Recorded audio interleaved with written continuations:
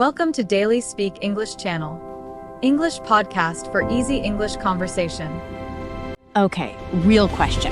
Have you ever been in the middle of a conversation in English and your brain just fizzles? Like you know what you want to say in your own language, but by the time you translate it, the moment is gone. The conversation moved on, you smile awkwardly, and you think, ugh, why does this always happen to me? Oh man, Maya, you just described my entire first year living in Canada. I'm not even joking. I would take so long to respond that people would literally walk away. I was having conversations with nobody. Same. Okay, same. And the worst part, you feel like you're failing. But here's what nobody tells you. You're not failing. You're just using the wrong strategy. And today, we're going to fix that for good. Welcome to Daily Speak English. I'm Daniel. And I'm Maya. And oh my goodness, if you are new here, welcome to the family. You picked the right episode to start with. This one is juicy. Today we're talking about one of the biggest blockers for English learners, translating in your head, and why it's quietly destroying your fluency. We'll break it down, share real stories, and give you actual techniques you can use today. So grab your coffee, your tea, your snack, whatever you've got, and let's dive in. All right, Maya, let's start with the basics. Why does this even happen? Why do our brains default to translating? Okay, so great question. And the answer is actually really fascinating. Your brain is lazy. I mean that in the nicest possible way. Scientifically speaking, your brain always looks for the path of least resistance. And your first language? That's a super highway. It's been wired in there since you were, 2 years old? Exactly. And English, for most of us, is still like a dirt road. We're getting there, but it's bumpy, right? So when you're under pressure in a real conversation, stressed, nervous, your brain says, okay, forget the dirt road, let me take the highway. Yes, and here's the problem with that. Translating is a two-step process. You think in your language, then you convert it to English. And each step takes time and brain power. So by the time you get to the English part, you're already exhausted. And the words come out slow or wrong or nothing comes out at all. And I remember, this is embarrassing, I once tried to translate a joke from my language into English. It took me like 45 seconds. By the end, everyone was just staring at me, and the joke, completely dead. A 45-second joke. Oh, Daniel, that's so painful. I love it. But yeah, that's exactly the point. Humor, timing, natural conversation, it all dies in translation. Okay, so Maya, let's get practical. People always say, just think in English, but how? Like, how do you actually do that? It's not like you can just flip a switch. Right. It's not magic. It's a skill. And like any skill, you build it gradually. So here's where I always start, and this is technique number 1, English Internal Monologue. Ooh, say more. Exactly, and it sounds silly at first. I know, I felt ridiculous doing it. But after 2 or 3 weeks of that, Daniel, I kid you not, words started coming faster because my brain was already in English mode. It stopped needing to switch lanes. That's huge. And you know what I used to do? Technique number 2, I call it the English Dream Journal. Every morning, I'd write 3 to 5 sentences in English about what I dreamed. Nothing fancy. I dreamed I was on a boat. The water was blue. I was scared, but also excited. That's it. Simple. Present tense. 5 minutes. I love that because you're training your brain first thing in the morning. Your brain is fresh, it's still kind of dreamy, and you're saying, hey, English, that's our language today. Hey, brain, good morning. English only, please. Exactly. And the third technique, this one's my personal favorite, is picture, don't translate. Okay, I need to hear this. So when you see the word apple, don't think about the word for apple in your language. Just see a red apple in your head. Boom, direct connection, word to image, no translation needed. Do this with every new word you learn. Make it visual, make it real. Your brain stores pictures much faster than it stores word-to-word translations. That is brilliant. And it actually explains why watching English movies with no subtitles is so powerful, because you're associating the English word directly with the image on screen, not with a word in your language. 1,000%. Okay, and technique 4, Daniel, you know this one. Oh, is it the simple first rule? Yes, tell them. Okay, so a lot of learners try to say complex things in English before they're ready. They want to express nuanced, complicated thoughts. And when they can't find the exact word, they freeze. So the rule is start simple. Say the version of the idea you can say. I like this instead of I find this remarkably appealing. The simple sentence is better than the frozen silence. And here's the thing, native speakers don't always talk in fancy words. They say, this is cool, that's annoying, I don't know. Simple works. Simple is fluent. Simple is real. 4 technique summary.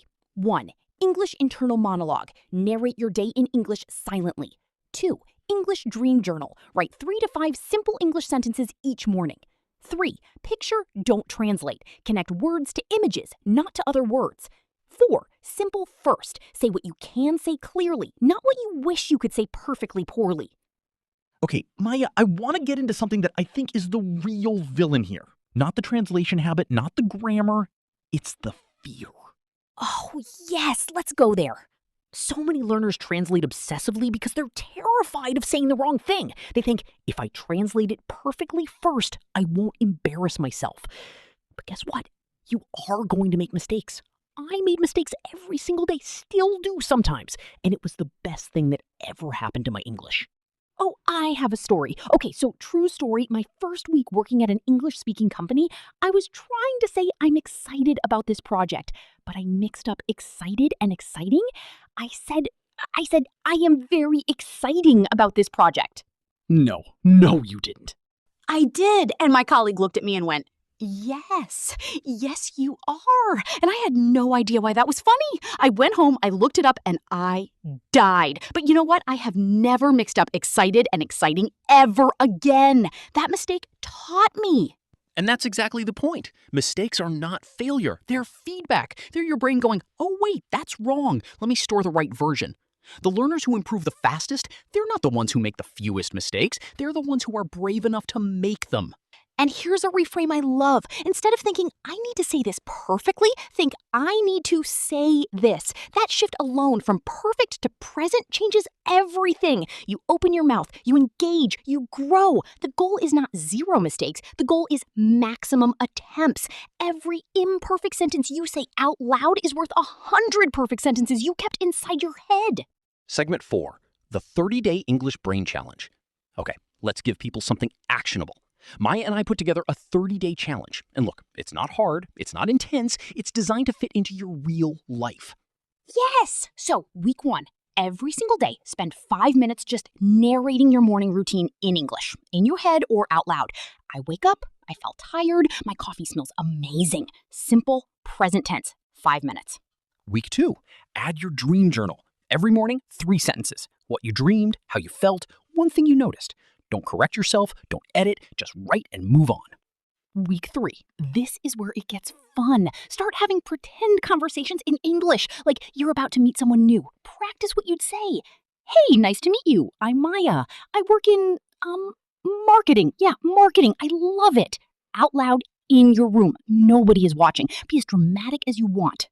I did this all the time. I would literally interview myself in the mirror. Daniel, tell me about yourself. And I'd answer, and I'd get better every single time. I love that.